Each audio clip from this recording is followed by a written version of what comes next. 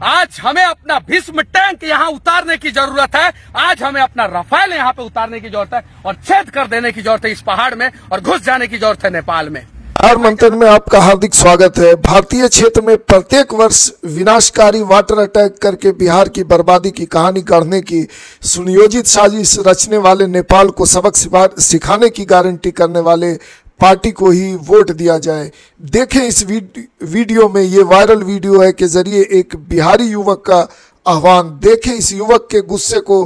कह रहे हैं मोदी जी अपना राफेल एवं टैंक लाकर नेपाल के उस पहाड़ को छेद कर दें और सबक सिखाए। बिहार विधानसभा चुनाव के मद्देनजर बिहार के वाल्मीकि नगर के मनीष कश्यप नामक युवक का बिहारी नागरिकों को आह्वान है, जो पार्टी बिहार ही नहीं आधे भारत को सुनियोजित मनमानी तरीके से बाढ़ की त्रासदी में झोंकने वाले, बर्बाद करने वाले पड़ोसी देश नेपाल को सबक सिखाएगा, वोट उसी पार्टी को हम लोग देंगे।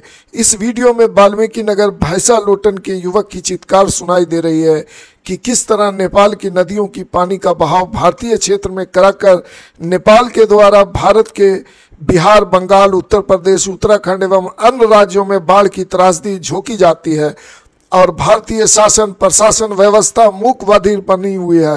वाल्मीकि नगर के युवक के द्वारा वीडियो में बताया जा रहा है कि बिहार के मुख्यमंत्री नीतीश कुमार की इस ओर कोई ध्यान नहीं है और वह नेपाल के हाथों हो रही बिहार की बर्बादी का तमाशाबीन बने हुए हैं। सबक सिखाने के बारे में तो कोई बोलते ही नहीं। सीमांचल से ब्यूरो चीफ अशोक कुमार की रिपोर्ट देखें, यह युवक क्या कह रहा है। आज हमें अपना भीष्म टैंक यहाँ उतारने की जरूरत है। आज हमें अपना राफेल यहाँ पे उतारने की जरूरत है और छेद कर देने की जरूरत है इस पहाड़ में और घुस जाने की जरूरत है नेपाल में।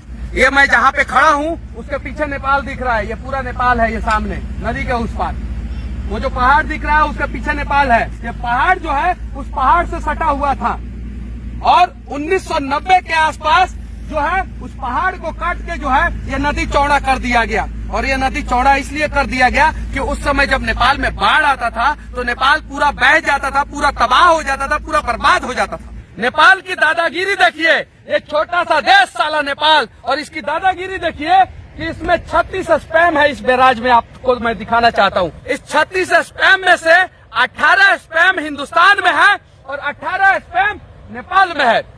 हिंदुस्तान ने 18 स्पैम का रिपेयरिंग कराया है, लेकिन नेपाल जो है वो 18 स्पैम का रिपेयरिंग नहीं करने दे रहा है। पता है क्यों? दादागिरी है नेपाल का। और इतनी बड़ी दादागिरी है कि बिहार बाढ़ में मर जाए, डूब जाए, कोई मतलब नहीं, क्योंकि अगर वो 18 स्पैम टूट भी जाता है तो बाढ़ आएगा बिहार में, नेपाल में नहीं। ये सोचिए। और इस बात को मीडिया नहीं दिखाता है कि बिहार क्यों डूब रहा है। पंजाब में बिहार से ज्यादा बाढ़ आता था, लेकिन पंजाब जो है भाखड़ा नंदन बांध बनवाया और पंजाब में आज 80% कम बाढ़ आता है। अगर ये जो है डायरेक्ट 100 किलोमीटर लंबा इस साइड बांध और उस साइड बांध बनवा दिया जाए, नेपाल जहां तक है वहां तक छोड़ दिया जाए और नेपाल के आगे बांध बनवा दिया जाए, तो बिहार में भी 80% कम बाढ़ आएगा। लेकिन वाल्मीकि नगर में नीतीश कुमार आते हैं, विकास करने के नाम पे विकास पैदा करने की कोशिश करते हैं वाल्मीकि नगर में, लेकिन ना वो विकास कर पाते हैं और ना ही विकास पैदा कर पाते हैं। नरेंद्र मोदी जी, आप राष्ट्रवादी सरकार के राष्ट्रवादी प्रधानमंत्री है। इस नीतीश कुमार के साथ मिलकर रहोगे तो आपका भी छवि जो है धूमिल होगा। ये पूरा सामने दिख रहा है मोदी जी, मैं दिखा रहा हूँ आपको। ये सामने जो दिख रहा है ना मोदी जी, ये पहाड़, ये हिंदुस्तान का पहाड़ है जिसपे नेपाल का कब्जा है। ये पहाड़ का इस साइड हिंदुस्तान होना चाहिए, लेकिन इस साइड नेपाल आ चुका है। वो जो सामने पहाड़ दिख रहा है ना, उस पहाड़ का इस साइड हिंदुस्तान है। हम पाकिस्तान और चाइना को सबक सिखाने की बात करते हैं और ये साला टुटफुजिया नेपाल जो है हमारे लोगों पे गोली चलाता है। पूरे बिहार में सबसे ज्यादा जंगल जो है वाल्मीकि नगर में है और नीतीश कुमार जी इस जंगल में मंगल करने आते हैं कि वाल्मीकि नगर का विकास करने आते हैं। आज तक वाल्मीकि नगर के लोगों को भी पता नहीं चला, बिहार के लोगों की तो बात ही दूर की बात है। पता नहीं प्रशासनिक अधिकारी जो है और नेता जो है, पता नहीं सरकार को बताते हैं कि नहीं बताते। ये डैम जो है जर्जर हो चुका है, अगर किसी दिन ये डैम टूट गया ना तो पूरा बिहार बर्बाद हो जाएगा। ये टुटफुजिया देश नेपाल जब हमारे साथ धोखा कर सकता है तो हमारे देश के पास राफेल फाइटर है यहाँ पे तैनात किया जाए और सीधा डैम वहाँ पे बनाया जाए और वहाँ पे रोका जाए पानी और इस साला नेपाल को सबक सिखाया जाए। इस नेपाल की वजह से पूरा बिहार जो है बाढ़ में डूब जाता है, मर जाता है। मैं ग्राउंड जीरो पे जाता हूँ और जीरो पे जाकर लोगों को बताने की कोशिश करता हूँ कि आखिर समस्या कहाँ है।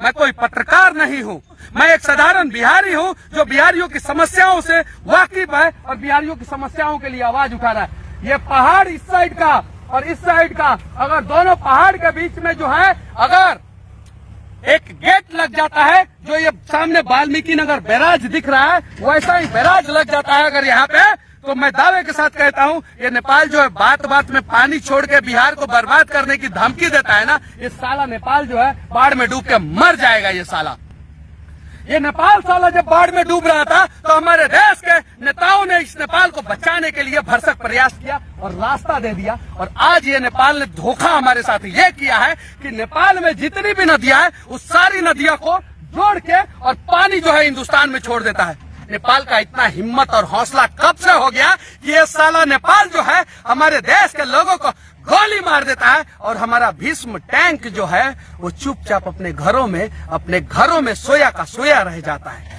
मोदी जी आदेश दो और साला उतारो यहाँ पे 100 भीष्म टैंक, 5 राफेल फाइटर और हमारा मिराज और सुखोई जो है उतार दो और चीन और पाकिस्तान से बाद में लड़ेंगे। पहले इस साला नेपाल को सबक सिखा दो।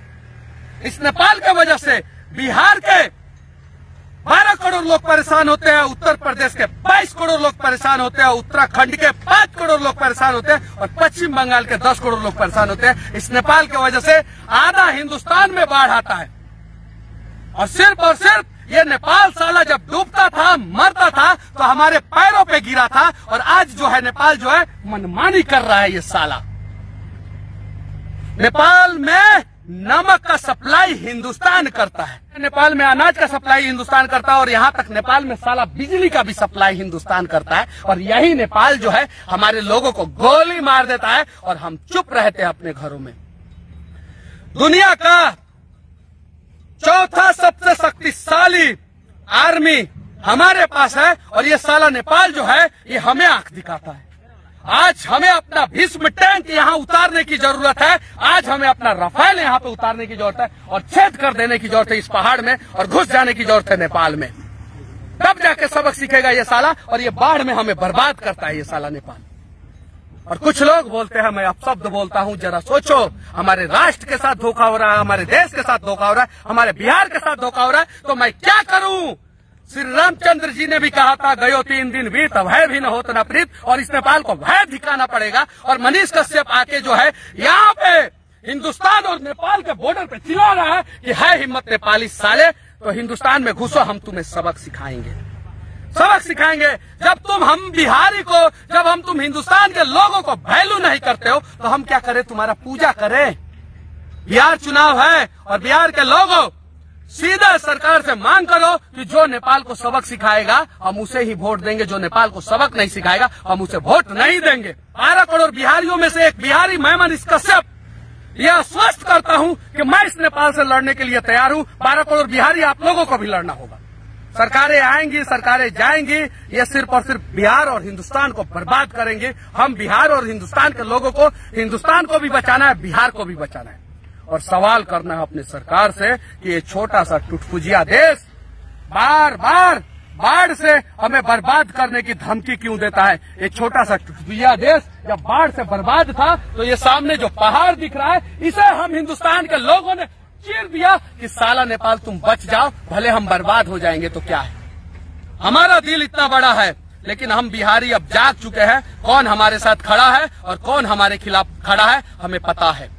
बस इतना ही। देश के आदरणीय, इस देश के सशक्त प्रधानमंत्री श्री नरेंद्र मोदी जी, आपसे निवेदन पूर्वक विनती करना चाहता हूं कि इस नेपाल को जल्द से जल्द सबक सिखाएं।